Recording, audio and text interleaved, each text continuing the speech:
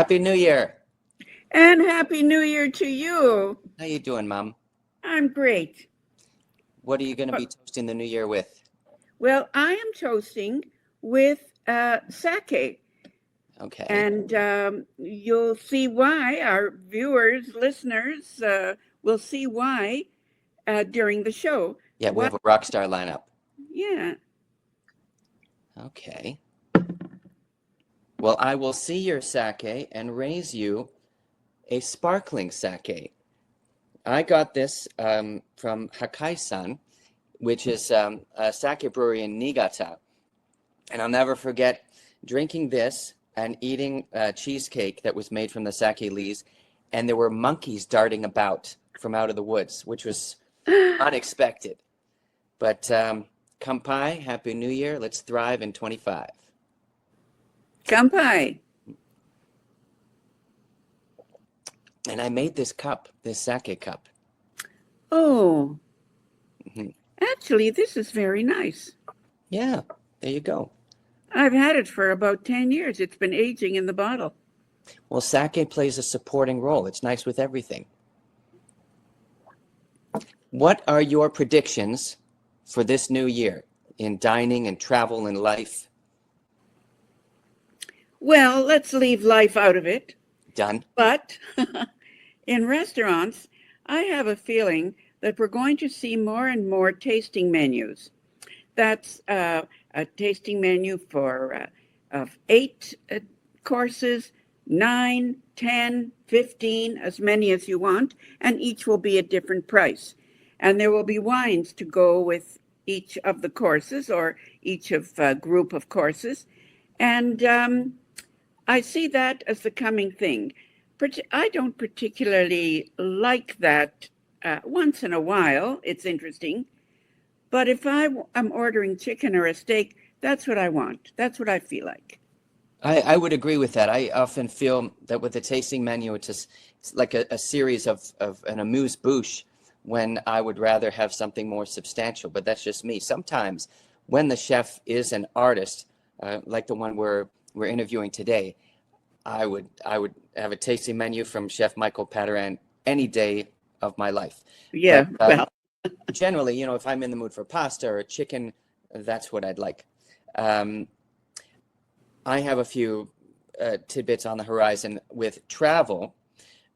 Because so many people are concerned about finances and spending, the economics of travel, they're going online. And the statistics show that 33% of Canadians who purchased airfare online last year made mistakes. They either booked flights too close together or there was any number of issues. So I think there will be a return to Flight Center or travel agents, or people are going to get a second set of eyes to watch what they're doing more carefully. And then in terms of dining, I think that people are interested in experiences. I went to a Japanese restaurant recently in Markham called Hanadon, where I had gyukatsu. It was like wagyu that was fried, and they brought the grill to the table, and we had to fry the steak. I loved that. I like the experience. So if there was an experience menu, I would be in for that. But I think that that's what people are interested in, is authenticity and experience. That's my yeah. And with that, since we're drinking sake and we mentioned, we mentioned Japanese food. We have somebody special who's going to speak with us now. His name is Shotaro Ozawa, and I believe that if you have ever had high-end sake in Toronto or across Canada, it is owing to the Ozawa family. They are the importers of high-end Japanese beverages, food, machines, from rice to mirin to soy sauce to sake, beer, and even sushi machines. So Shotaro is with us right now from Toronto, and I'm very excited to speak to him, to ask him about sake. Hello. Hello. How you doing? Hello, Adam. Hello, Sarah. Happy New Year. Happy Thank New Year to you. you. Thank you for having me. Oh, it's a pleasure. And Kampai, are you Hi, I'm gonna join you with a bottle of sake from Hokkaido. It's called okay? Otokoyama Brewery. I'm drinking their Inaho Junmai Daiginjo, and it's a very floral, fragrant sake. Okay. Kampai. Kampai. Thank you. Well, I want to ask you this. When I was first introduced to sake in the late 80s, early 90s, I really didn't care for it. I'm wondering if my tastes have changed or if the quality of sake that we now receive has improved. Good question, Adam. I think both. I think as we age, let's mature, and our experiences help with our experiences and our food choices or beverage choices. But also you're exactly right, correct in that the quality and the sake offerings recently are phenomenal. There's a wide spectrum, is from very floral, fragrant, and your sparkling sake is really spot on. And there's more of the sparkling sake in the market, a new genre for the sake category. But also, you have your tried and true drier sakes that are very food friendly. But sake in general is a very supportive beverage for the food culture, food industry, especially Japanese food, but also our sake is venturing into non-Japanese restaurants and served by soms that are not only in Japanese restaurants. So it's a wonderful time for sake. And actually, you have one sake, Mio, right? Yes, I think, is that from Kyoto? that is from the Hyogo prefecture. Oh, Hyogo. Okay. Hyogo So area. that I think But was the parent company from Kyoto but from Hyogo. And yes, Mio sparkling sake is that the was one of the first, wasn't it? yeah, Of sparkling first sakes. to really be marketed, and it's actually a global phenomenal success, and it is the most popular sparkling sake in all of Japan, which also makes it the most popular sparkling sake globally. In addition to sake, I noticed you also have a variety of rice and soy sauce, and I think what we don't always know in Canada is that there is such a variety of rice in Japan. Just like every prefecture has its specialty brands of Wagyu, every prefecture is proud of its rice. And you could go to a supermarket in Japan and there could be a whole section devoted to soy sauce. There could be so many varieties depending on what you want to do with it. So it's not just kikoman. You have Yuasa, which I went to in Wakayama Prefecture years ago. That's one of the oldest. And they make soy sauce ice cream. They do all sorts of things with it. And also Yamasa you have, which I think is one of the oldest in Japan. Yes, you have the two main largest national brands, Kikkoman and Yamasa. Mm-hmm. Yamasa is apparently preferred by chefs, and Kikkoman is kind of like your domestic brand. But Yuasa, that's amazing. You've been to Wakayama, Yuasa, kind of there's the birthplace of Japanese soy sauce. That's right. And Mom, you have I gave you a powder, a soy sauce powder that you use sometimes. Yes. That's great. It just somehow enlivens whatever the dish is. It gives it an extra something. I mix that powdered soy sauce with my magic spice mixture. Mm-hmm.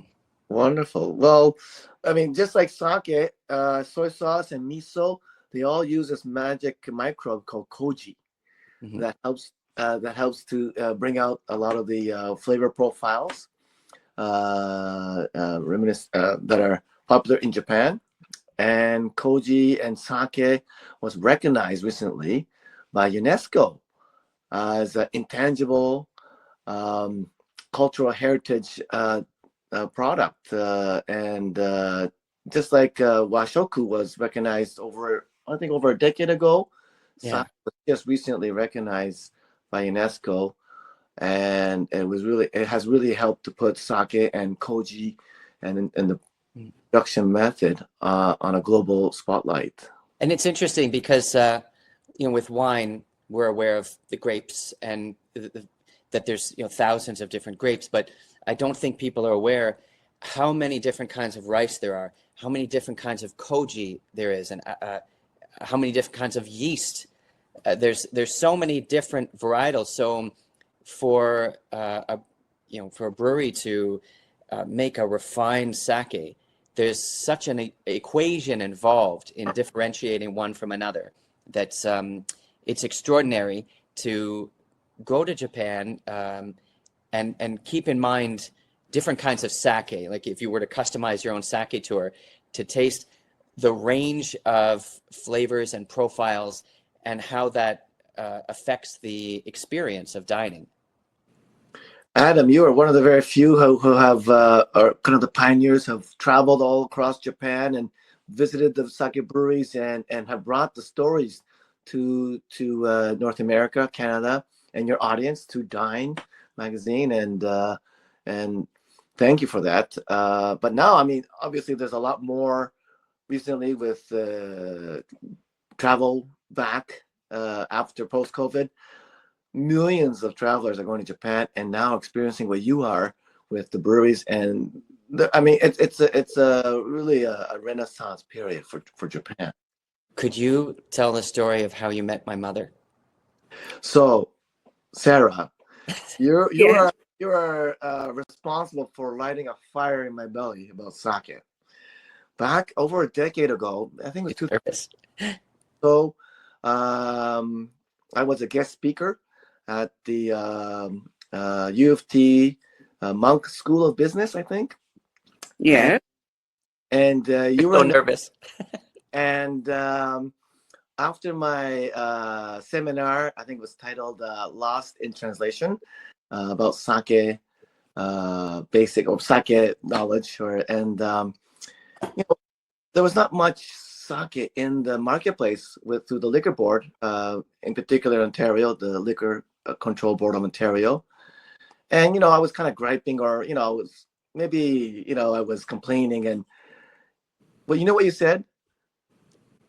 Well, what the heck are you doing about it? And you should, you really kind of lecture me on the spot to get my act together and talk and meet with the. And in your phenomenal character, it was like, oh my God. I remember that. Yeah. Because there are people who say, oh, this is so bad and this isn't being done and so on. And that's what you were saying. And I said to you, because you were young, younger then. And I said to you, well, what are you doing about it? Why don't you just bring it in, import it? Exactly. And that was the impetus of me joining my competitors, but also my colleagues in the sake, importation, distribution arena here. And I said, let's join forces, and let's make the pie bigger. And we created the Sake Institute of Ontario, and we started Kampai Toronto. But even before that, there were, but yeah, thank you so much for that. But even before that, I want to say, there have been chefs, but in particular, there's a chef named Michael Pataran. Mm-hmm. And he was he is a phenomenal chef, and he was, working in Toronto, and he was one of the very first pioneers of pairing sake with his cuisine. He was really a pioneer. He had a culinary theater before anybody else had it in all of Canada, or all of, I say, North America. Anywhere. Yeah. And he was pairing sake with his Asian-inspired, Japanese-inspired cuisine. And I was so privileged to be one of his suppliers. And so we were, but we're very small. Only one chef and one supplier. But there were other distributors, but it helped. Sarah, you helped me, wake up, and you put the fire in my belly to do something about it, and I did. So Yes, I do. I do that to men. Yes. Well, but you, you wanted to ask, Yes. yeah, about how to shop for sake. Well, two things. How do you shop for sake? You explained that there are many different kinds, dry and sparkling, and some that are more sweet and so on, just in the same way as wine. So I think that probably the LCBO people are quite well versed in explaining the different kinds of sake to people. But the thing that I always thought before I went to Japan was that sake was a very strong drink, like that Chinese drink, Baiju, baiju. baijiu. mm. You know, that's killer. Well, And Baijiu is over 50% ABV, alcohol percentage. Sake ranges from 5 to 18. yes, but who knew? You're right. Mhm. So it was not until I was in Japan visiting my kid here that I tasted sake very apprehensively because I had already tasted baijiu. And I was so surprised you can't imagine. Because it's like on the level of a nice sherry, you know, not the taste, but the level of depth of flavor. Mhm. And its elegance. Definitely. Sake has its own category of taste profile. It's like a very refined white wine. There are sakes that are similar to Rieslings. There are sakes that are dry, like a Chardonnay. Mhm.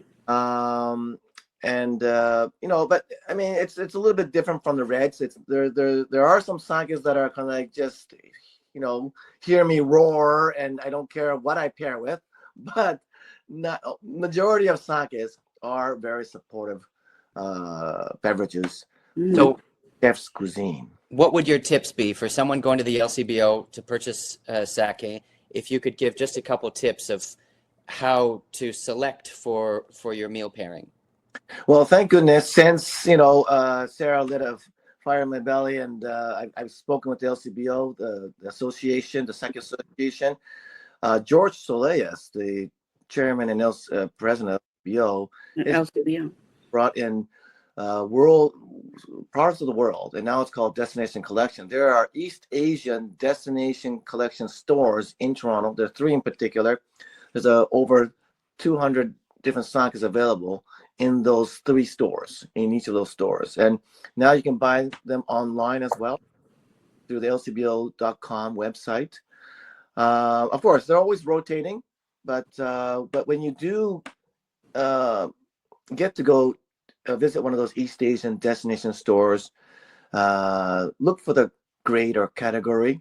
If you want to try Junmai, which means pure rice, Ginjo, which means premium, and Dai Ginjos mean Grandier or Grand Cuvée, really high end.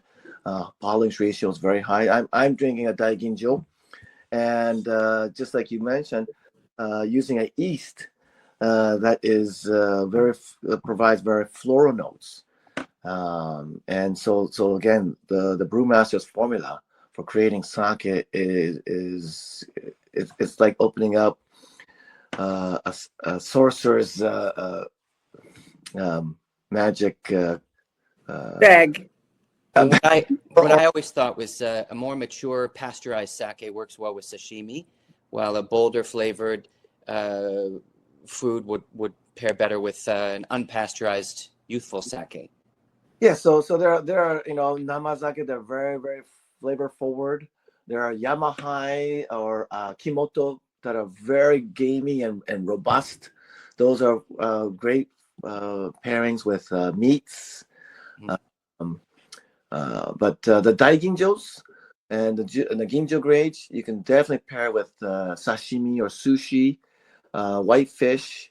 But also in Mediterranean cuisine pairs very well with the ginjo grades of sake, and the kimotos or the junmai grades, the polishing which have more flavor. You can go with a little more of the Western dishes that are a little more oilier or have grilled meats. I like, but you know what? I think a chef. I think that's also one of your guests tonight, Michael Pataran, is much more versed than I am to talk about food pairings. Okay. Well, we'll get to him, but in the meantime, I wanted to thank you so much for your time on this evening, and I look forward to seeing you again. The last time I saw you was at a sake dinner, and That's right. Next On one. the Colonel's residence. So we'll see you again, definitely, Adam and Sarah. I'll see you at either a trade show or one of your other podcasts. Well, keep that fire burning. Thank you, Sarah. Thank you, Adam. Take care. Thanks. Good Bye-bye. night. Well, Mom, I think now is the time for Sarah Says, starring Sara Waxman. You ready for this? We know that when we're finished our meal, we put our knife and fork at 5 o'clock. But what do we do when we're not finished? When we're still enjoying a conversation and enjoying our meal? And what happens if we get a phone call and we stand up or we have to go to the washroom or whatever? Do we put our knife and fork crosswise on the plate? No. Do we just put it on the table? No. What we do, we put our knife and fork at 7 o'clock, and that means that we're on pause. Okay. Well, we've been talking about Japan, and you know, I've spent a lot of time in Japan. I lived in Japan. One of the things that's so interesting to me is that it is an interest-oriented destination. It's one in which there is sightseeing, of course, and but people visit Japan for some kind of experience. And yet I've been on so many tours where we get on and off a bus and it's all the same. There is the golden route from Tokyo to Kanazawa to Kyoto that people follow, and it's all wonderful.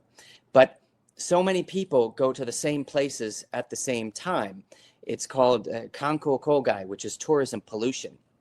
I don't know how many times I have been clotheslined by some high school girl's selfie stick. The answer to this is something called Heartland, Japan. I was on a tour several years ago, and I was very affected by this. You travel on foot, off the beaten path, off peak times. It is the most authentic way that I've ever experienced Japan. And it's based on traditional heritage, preserving natural resources, traditional crafts and arts, and local cuisines. It is, for me, of all the tours that I've taken, this was the most authentic immersion into the culture. And it's special because the man who founded it is as passionate and as authentic as the name would suggest, Heartland, Japan. And he is with us now from Tokyo, Mr. Keijiro Sawano. Hello. Hello, konnichiwa, Keijiro-san. 久しぶりですね。久しぶりです。Thank you for having me today. Thank you, And nice to meet you, Sarah. Yeah, so, ケイジローさん、紹介していいですか？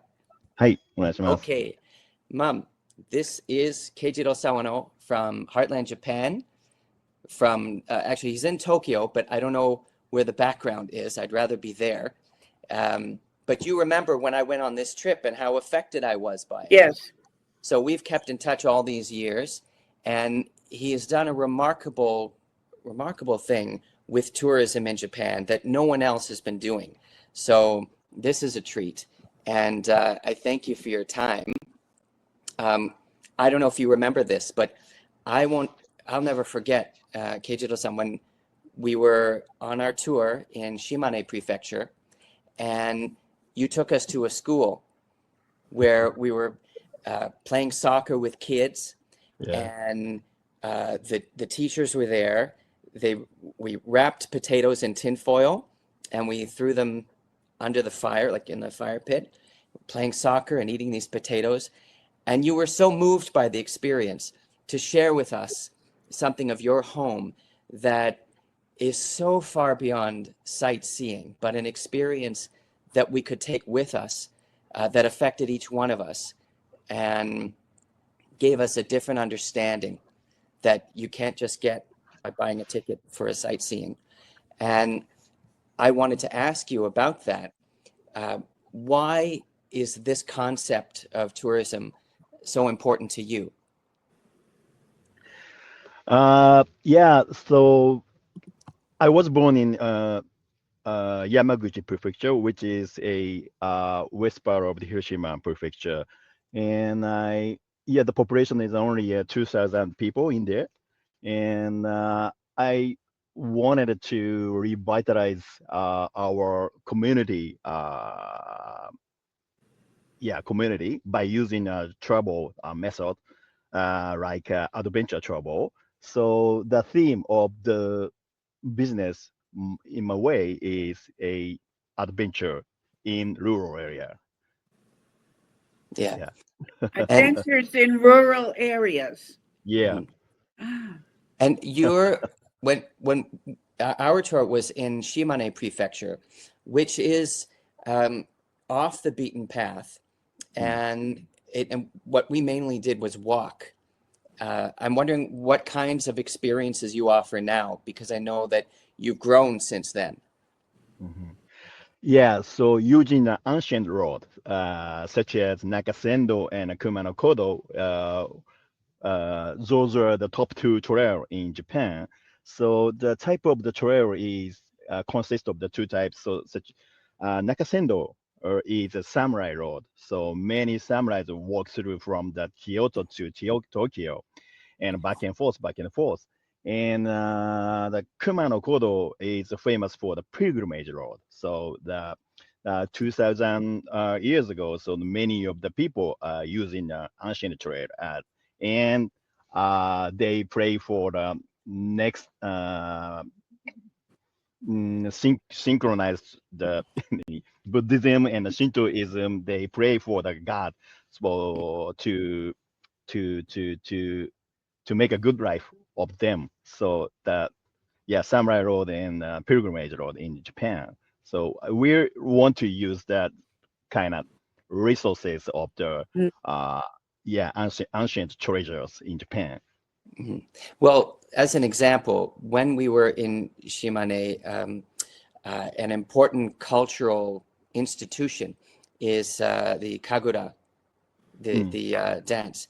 And so we got to see this incredible performance. yeah, But then afterwards, definitely. you brought us back to watch them training, and we got to meet with them.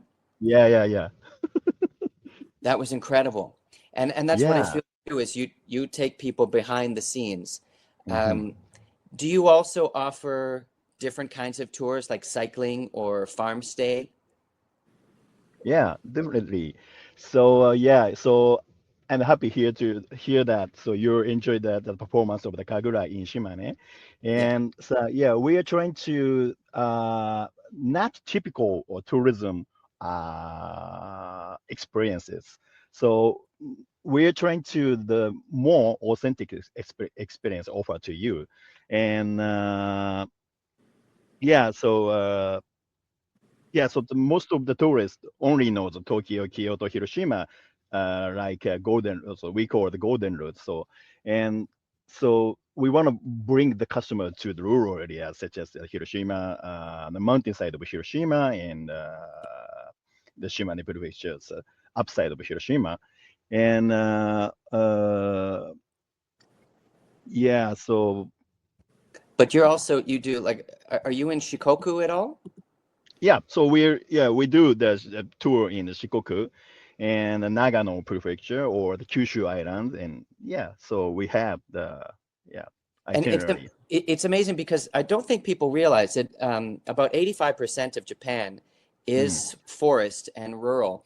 And yeah. so some of the greatest experiences you can have Mm, are only to be found by walking, mm, from mm, mm. village to village. Uh, Yeah, not use the bath. right, right. Yeah, to walk. It's a And this great. year, it's very apropos because this year, Expo 2025 Mm, is in Osaka. And there's a focus on sustainability and responsible tourism. So we were wondering if you are involved in that, if you're participating, or if you're offering anything or affected by anything during this time. Yeah, unfortunately, so in fact, I haven't prepared anything to the expo in 2025. But it's from the Osaka. It's really near to get to the Hiroshima and the Shimane and the Kyushu Island, and also Shikoku Island as well. Okay. So yeah, so my customers send the request, bunch of the requests to the custom tour from Tokyo or Kyoto, so we can offer from the tour from Osaka as well this year. Yeah. Okay. What are the most popular tours that Canadians ask for? Yeah, so it's not so, especially in from Canada. Also, the all of the Western countries only know the golden route to Tokyo, Kyoto. Mhm. So the Canadian as well. So, but we are trying to offer the rural tour from Tokyo, from Kyoto. You can use the one day from Tokyo, one day from Kyoto. So yeah, that's kind of things we do. Well, I think you started in 2018, right? Yep.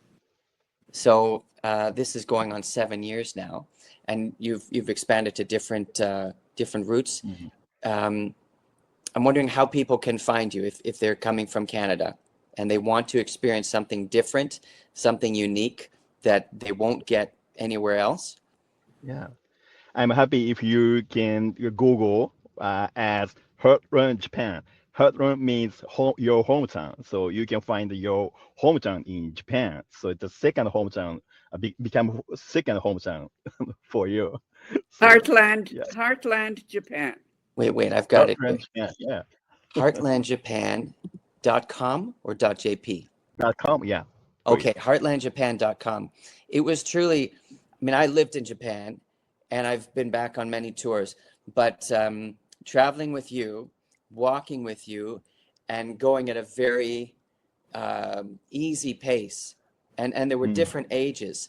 Yep. It was just quite a unique experience, and we got to interact with local people, a fisherman.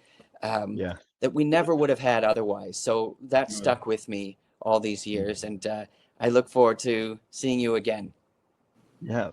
Thank you. Yeah. Thank you for having me. So Oh, I thank want to you bring very the much. customers to off the beaten track. So Yes, for sure. Well, I had written about our experience, and I'll repost that for anyone who's interested. It was truly extraordinary, and I think that you're doing a wonderful thing, especially in this time when people are traveling and they're concerned about climate and what kind of footprint they're leaving. There's nothing better than walking or cycling or a farm tour where you know that when you're traveling somewhere, you're not just taking from that destination. Your experience is contributing to it. yeah, definitely. Yeah. Well, Mm. thank you so much, Keijiro-san. Thank you for having me. Yeah. Bye-bye. Thank you for Bye. your Genki de time. kudasai. Arigato. Well, that was quite special. I like him. Now, It's earlier, very interesting that people would want to go and stay on a farm. Of course, if you're staying there, you kind of have to pitch in. You know, well, there's cows to milk, there's horses to curry, and all kinds of things. well, I did one farm stay in Shikoku, and what was interesting is it's all mountainous, so there's no rice fields. We're on the mountainside, and the mountains are, it is such an angle, but we had to walk up the mountain and pick potatoes, and they weren't growing rice, they were growing barley, and we'd go down to the river and we'd fish. It was such a fun experience. But you told me that you were working, you were with someone doing whatever it is in the rice fields. and Oh. digging into the ground and all that. And Yeah. yeah.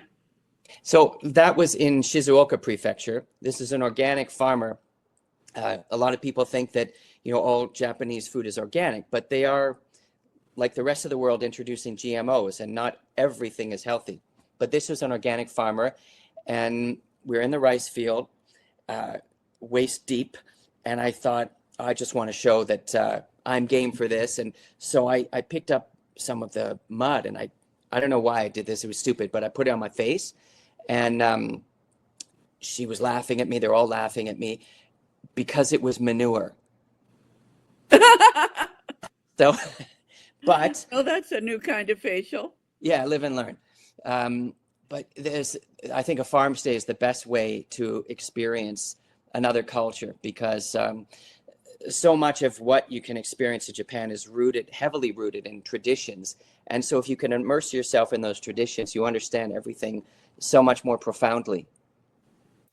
Adam, I'm looking forward to talking to my favorite chef in the world, Michael Pataran. Yes, he is very interesting. When I think about culinary tourism, it has to do with traveling to taste local cuisine, or maybe even taking a cooking class. But when I look at Michael Pataran, he is someone who has traveled to immerse himself in techniques like a martial artist studying, or someone studying to become a Zen master. He's always seeking that next level or breadth of knowledge, like no other chef I'm aware of.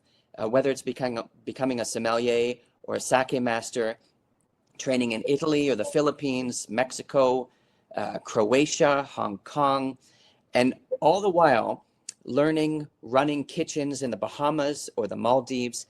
He is like an international man of mystery, and with his refined palate, he's like it's like an artist's paint palette that enables him an inimitable versatility and finesse that is confirmed by a mile-long list of accolades. To me, he is a culinary Jedi who I first met at a sake competition in Toronto, but right now he is speaking to us from Phnom Penh in Cambodia.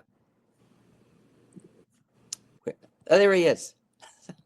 Hi, Michael. Nice to see you. See you both. Awesome to see you both. I also have some sake here, so I'm gonna give you a little cheers. Well, I'm drinking. This is the Kikasui Fanaguchi Namagenshu from Niigata. So it's a whopping 19% alcohol by volume. But anyways, Kampai to you both. Great to see you. Thank you for all those lovely words, Adam. I don't think my head is going to fit in this room anymore after this, but that's the idea. It's deeply Michael, appreciated. I first enjoyed your cooking at Wildfire at the Taboo Resort outside of Toronto, and you started a brave new concept of theater. And I was there with the media group, and I said to my colleagues, this chef is an artist, not merely a chef with good technique. Since then, you've worked at so many other restaurants, and you have been honored with every existing award that there is, from newspapers, magazines, Condé Nast, Zagat Guide. In fact, in 2003, I gave you an award for the best Asian cuisine of the year. Yes, you did. I remember that. So over 30 different awards, Michael. Whatever you touched received an award. What chef reaches such heights? What drives you? Food drives me. Just the passion for knowledge and authenticity and truthfulness in food. The process is what really drives me, and it's what I try to instill in all my cooks, is to just be true to the craft. It's the craft that you have to be true to at the end of the day. And that's, I think, at the end of the day, what's kept me on the rails and keeps me going in the right direction. And just the fact of learning. It's like a martial artist. It's like, even though you get your black belt or whatever, you're always learning. It doesn't really matter. You never stop learning. It's just, it's the entry level. And it's like another very good friend of mine, John Zabo, who I was just watching a podcast with him yesterday. You know, when he said the same thing, when he got his master sommelier certification, it's like, that's just now you're beginning. And everything after that is just continues and continues, because at the end of our lifetime in this industry and with cuisine, no matter how much we learn and know, it's probably enough to fit in our pinky fingernail. And the rest of the body is unknown. It's like space. So you just try to just keep going forward and learning and being the best that you can, and just continuing to do so and passing that along. I think that's the most important thing. One of the standout features of Wildfire at Taboo was your theater and your faith menus. Yeah. That's so far ahead of its time. And you provided a holistic and multi-dimensional experience. How did that concept come to you? I got the word faith from, it was actually a New Order song, if you remember True Faith. I don't know if you remember going back to the 80s. But I came up with the concept of faith and not giving people a choice, because there were some tasting menus at that time, but they were more sampling menus, because a lot of chefs took their regular a la carte menu and they would pull 6 or 7 dishes and they would offer that as a tasting. So to me, I thought that was a cop-out. For me, a tasting menu had to be something really special and be off the menu. It couldn't be a dish that was on the menu. So still to this day, when I do a tasting menu, it's nothing I would ever have on an a la carte menu. It's something completely different. It's either an ingredient that's very limited or very hard to get, or very small window of a season, or something that you can't come across to put it on a regular menu where you need to have it every single day. But I think that's the concept of letting people and guiding them through a journey, as opposed to saying, you know, okay, I want this, I want that, I want that, or, you know, you're going to get a sample of the menu. It's theater, like it really is. When you go out to dine at night, and I found out that people make decisions all day long. They've had long, hard days. Their business job, they're making decisions. With their family, they're making decisions. So when they come to a restaurant, they're kind of handing themselves over to you. They don't want to make a choice. They just want something that's different and something that's really good. So when you get adventurous diners, that's your ticket. That's what you're looking for as a chef. You know, recently I was at Clayoquot Wilderness Resort on Vancouver Island, and our bar, we had 12 seats, was our tasting. You had to have a tasting menu, 7, 9, or 11 course to sit at the bar. And we changed this menu every single night, whether you had 11 courses. We had a couple of people that came in. We had this one couple that came in from New York, and they had 3 9-course tastings every single night that they were there. And we had to come up with 9 different courses every single night for these people. And I remember them even saying, because they used to dine at, you know, they used to go to Blue Hill and everything all the time, and they loved going out and eating tasting menus. And they said, it's shocking that you're doing 9 different courses every single night. But this is what I think a tasting menu is. I think you have to do that. Otherwise, I just don't think it's a true tasting menu, and giving that guest the ultimate experience. I want to try to connect the dots. You studied criminology in university.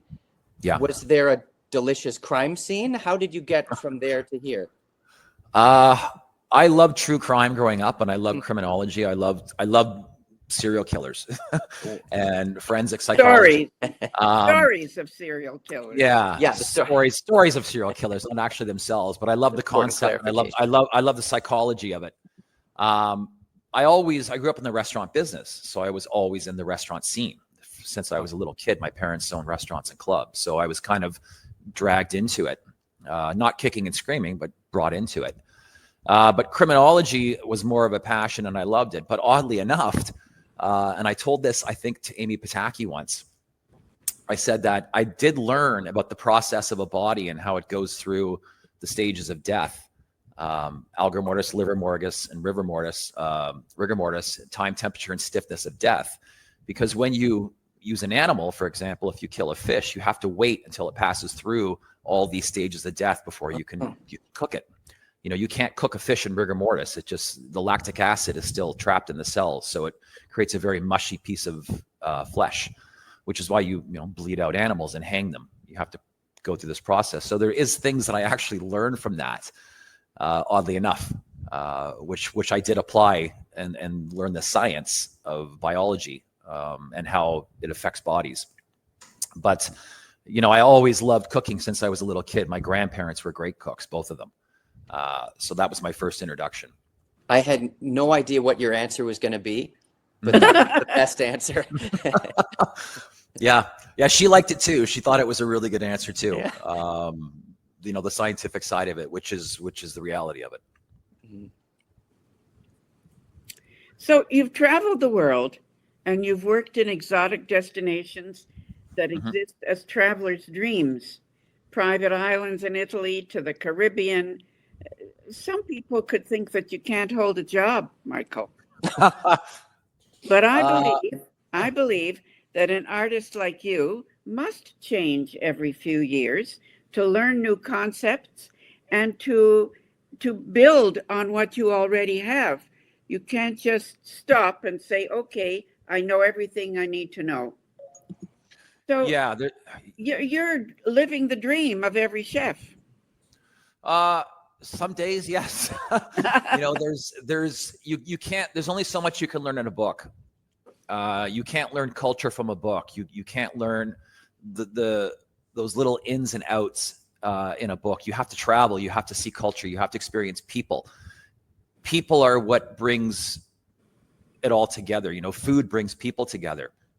So when you travel, you really get to see it firsthand. You get those experiences that you could never get anywhere else. And I've just always loved to travel and to stay in one place for a very long time. And I know there's chefs that do it. They've been in a place for 15, 20 years. That to me is just not attractive because I feel like I'm missing out. Like there's so much of the world to see in so little time in terms that we can do it. And in our business and my business as a chef, it's one of those jobs. It's very adaptable. You can travel the world because cooking is cooking. Fire is fire. Heat is heat. And you learn about all these new ingredients and you meet these people that tell you the stories of, their mothers and their grandmothers. Like for instance, where I am now, in Cambodia, I've met so many amazing kids and, a lot of them grew up with their parents that were, in the Khmer Rouge that were from that time. And they talk about cooking and their grandmothers. And a lot of them have lost uncles and aunts and grandparents to this, but they still hold a lot of that stuff that they were taught, even recipes. And that's the really human aspect of it. That's the greatest part, I think, about traveling and working in so many different and amazing countries. And so are you informed by those recipes and do you incorporate them? Yeah, sure. There's, a lot of, like I just spent 2 years in Indonesia and, Yeah. I learned a ton of great recipes there. And before, in the Bahamas even, and when I traveled to Mexico and, you pick all this stuff up and you kind of bring it with you. And some of it you adapt to your own style. You make a little bit of changes here and there. But at the end of the day, I think that's what kind of gives you your basis and your foundation as a chef and your building blocks that you build upon. Well, also as an artist, there's, Martha Graham, the great dancer and teacher, once said that within every artist, there is a divine dissatisfaction that you can't just do one thing and say, okay, I'm good with this for the rest of my life. There has to be something to compel you in your art to keep growing, keep exploring and discovering. So I have a two-parter here. Sure. I mean, obviously, all your experiences represent a kind of cooking school, but did you go to cooking school? I went to cooking school in Australia back in 1990, 91 when I was there. It was a shorter program. But I've basically grown up, like I said, in this business, and I've learned from so many amazing chefs when I was young. I had a Croatian guy that was just fantastic named Gregorio, and another Italian signora that I learned from, Anna Pavia from Naples. And, I've met a ton of chefs that have gone to cooking school and they've gone through all kinds of programs and, they're not necessarily the best chefs. And I've met chefs that have had no schooling at all whatsoever. They've just learned through the hard working in kitchens and doing that way. I think it's in you. Either you have it or you don't. I don't think yeah. You can learn the basis, and that's anything. Like, I don't care if you're playing hockey or if you're a carpenter or whatever. If you have that gift, and I think you have that drive and determination and passion, and it's inside you, that's where it comes from.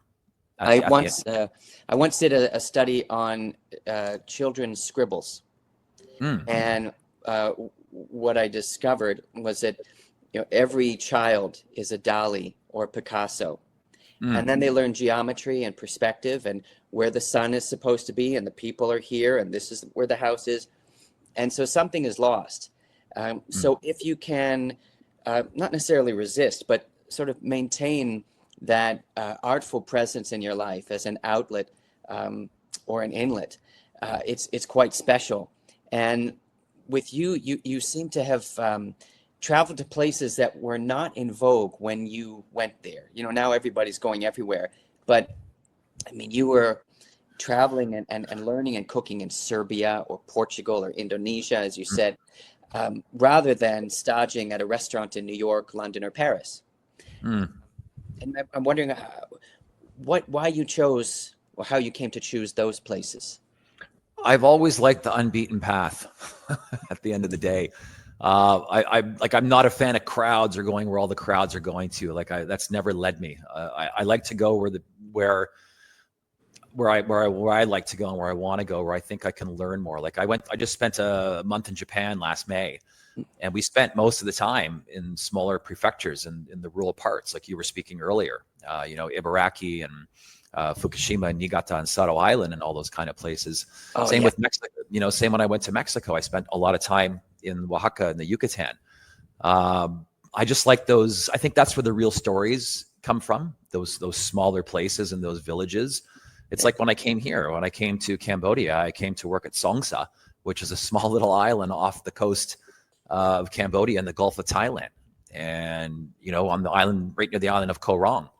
What brought you there? Why Cambodia? A phone call, basically, from a past GM that I had that I worked with in the Bahamas. He was at a different resort. I was at Albany in the Bahamas, and he was at Old Fort Bay. And he basically called me. I was in Toronto, just coming back from the Bahamas, wasn't happy in Toronto. And I got a phone call and basically just decided to pick up and leave, and did that in June of 2015. I was here in Cambodia, and I've basically been here ever since. It's been my home base from that time. I've left. I've worked in Sicily. I've gone to Vancouver Island for 2 seasons, Maldives, Indonesia, but here has always been my base. Well, I'm just thrilled to see that you've opened up your own restaurant. Yeah. Indigo Wellness. Yeah, spa and eatery. And eatery. Yeah. Do you speak the language? What is the language in Cambodia? Kampai is the language. Speak Kampai. What is it like? It's a very tricky language. I speak very little. It's a lot of consonants. So it's not the easiest language to learn, and you have to really apply yourself. I've worked in places where there's been a lot of English-speaking people as well, like the staff have spoken English. So I've learned words and phrases, but not as much, in all honesty, as I probably should have. Also, the fact that I've been in and out of the country a lot. I haven't been consistently here. So I've been in Indonesia and other places as well, and Maldives. So I've always been kind of going back and forth. So I haven't been applied as I should have. Well, I would say your language is one of food, and yeah, your menu. I have to say this. I read a few items on your menu: zucchini noodles with an almond pesto, taro root and purple sweet potato gnocchi in a spicy coconut Sarawak laksa with toasted cashew parmigiano. You have dishes that are Japanese, Indonesian, Cuban, Californian, a cauliflower steak with dukkha, pomegranate, pumpkin, and sunflower seeds. You could make a vegan out of me. Yeah, we have a lot of vegan healthy dishes, and this leading to one thing. Like I've never liked the word fusion. I've always called it the F word, because I think it's just been thrown out there too easily. I understand the history of fusion and where it came from, but when people say fusion, like, I typically don't do fusion. If I do a Thai dish, it's Thai. If I do a Vietnamese dish, it's Vietnamese. I won't really fuse flavors, and if I do, I'm very careful about it, and I make sure that it kind of fits in all the places that it needs to fit. You see a lot of younger chefs now, and they're doing a lot of these fusion items where they're mixing stuff together. And for me, it doesn't necessarily work. I just think it's more for flash and more for the look. But I think when it comes down to it, it has to fit. Like, it's got to go together and make sense on the plate and on the palate. I think that's the most important thing. Well, Mom, you get the last one because I see our time. We're just inching over the line. Just tell us what you're doing now and what you've got cooking for the future. Well, this is the restaurant here. So we're sitting in Indigo. It's a 22-seat restaurant. It's not a large restaurant. We're on a main street in Cambodia, on Street 240. So we have a whole line of sauces and condiments that we've launched that's doing quite well. And I also have my own beer coming out with a microbrewery here. Yeah, called Botanico. Marco, who's the brewmaster from Germany, we came up with a beer that we did. I basically came up with the recipe. So it's Soba Oba Aka Ale. So it's buckwheat shiso red Japanese ale. And we launched it first as a draft. He did small production just to make sure, that it worked out okay. We were both over the moon with the results, and he had a lot of other Japanese restaurants asking for the beer. So we're going to put it in the bottle. It's going to have my face on the bottle with my signature and everything. So it's kind of cool. So we're launching that. The spa is the top 2 floors of the spa of the building. So my wife owns that, and she's had that for 9 years. And the restaurant we just opened in September after I got back from Indonesia. So, it's going well. Cambodia is still recovering from a COVID hangover, which is really odd because we didn't really experience COVID at all. I think we had a 2-week, 10-day lockdown, and that was it. Where, like Toronto, I think it was like 18 months. It was crazy. But it's starting to come out of it. But there's also a ton of restaurants that are opening up. The Japanese market here is huge. So there's all these type of omakase restaurants are popping up. It seems like there's one a week opening with all these multi-course menus with, Wagyu. There's ones that just specially do Wagyu, and there's ones that specialize in seafood. So it's a very growing and bustling market, but we're still pushing ahead and going forward. We do all these great dinner series. We have a Japanese dinner actually coming up at the end of the month at February 1st with Jay Scaife. I know you probably remember. Yeah, I remember Jay. Yeah, so Jay's here now. He's working in another restaurant here. So we have a dinner here on February 1st, doing 7 courses with flights as well. So we tend to just keep doing stuff like that, keep busy. I remember, Adam, you were talking about, trends coming up, and Sarah, and talking about, I think, interactive cuisine is something that's going to be very big for the future, getting the clients, the guests more involved. Experience. Yes. But that's what you said, Adam. Sensory perceptions, and, getting all these flavors and becoming a little bit more part of getting involved in the actual meal. Like, it's experience. People want to go out because they want experience at the end of the day. Mm-hmm. Mm-hmm. Thank you so much. I would come to Cambodia just to dine at your restaurant and see you. And have it would be great to see you both. I was lucky to be Sarah's date last time I was in Toronto. We went to the opening of that Italian restaurant on Carlton. Janico, and they offered you a job. Yeah, I know, which was pretty awesome. But it's so great to see you both again. Thank you for this. This has been an awesome way to start my Monday morning. All right. Well, have a great Monday. Thank you so much, both of you. And I hope to see you again soon. Hope so. Bye-bye. Bye-bye. Big kiss. I think that this was a great, I don't know how much sake I've had tonight, but I enjoyed talking to all 3 of them. They're all such authentic, genuine people. And I'm looking forward to the next episode. Funny thing, when he said that I had said that to him, Mm-hmm. I remembered it. Yeah. I remember the event. And, a lot of men say, this isn't happening, or I could have done this, or somebody should do something about this. Well, get off your tush, do it yourself. And what did your father always say, Zeta? What did he say? Took us off and tish. Yeah, but that's what makes you so enigmatic, is your optimism, and the optimism that you share and encourage in others. Thank you. That's a very nice compliment. Well, So I'm going to say goodnight to you. You're in Stratford. I'm in Toronto. And I think I'll have a little late dinner now. okay. All right. Well, have a good Bye-bye. day.